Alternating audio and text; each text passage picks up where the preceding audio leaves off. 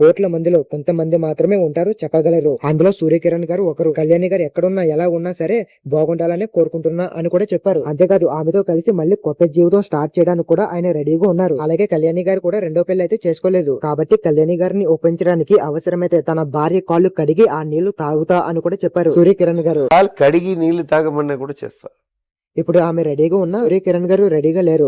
ఆయన 2024 మార్చి 11న చెన్నైలో చనిపోయారు. సూర్యకిరణ్ గారు ఎందుకు చనిపోయారో తెలుసుకునే ముందు వీళ్ళిద్దరూ ఎందుకు విడిపోయారో తెలుసుకుందాం. పెళ్ళయ్యాక వరుసగా సినిమాలు ఫ్లాప్ అయ్యాయి అని చెప్పినా కదా, ఆ తర్వాత డైరెక్టర్ సూర్యకిరణ్ గారికి ఏం చేయాలో అర్థమయ్యేదే కాదు. దాని నుంచి బయటికి రావడానికి చాలా అంటే చాలా టైం అయితే పట్టింది డైరెక్టర్ సూర్యకిరణ్ గారికి. ఎందుకు వరుసగా సినిమాలు ఫ్లాప్ అయ్యాయి అని ఆలోచిస్తే నాగార్జున గారు ఇచ్చిన ఫ్రీడమ్ వేరే ప్రొడ్యూసర్స్ ఎవ్వరూ కూడా ఇవ్వలేదు. అందుకే ఆయన సినిమాలు వరుసగా ఫ్లాప్ అయ్యాయి. దీంతో ఆయన చాప్టర్ 6 సినిమా తీయాలని అనుకున్నారు. ఈ సినిమా కోసం ఆయన తన సొంత ఇల్లు ఆస్తులు మొత్తం అన్ని కూడా బ్యాంక్ లో తాకట్లు పెట్టారు. ఆ డబ్బుతోనే ఈ సినిమా కూడా తీశారు. చాలా మంది కళ్యాణి గారే ఈ సినిమాకి డబ్బులు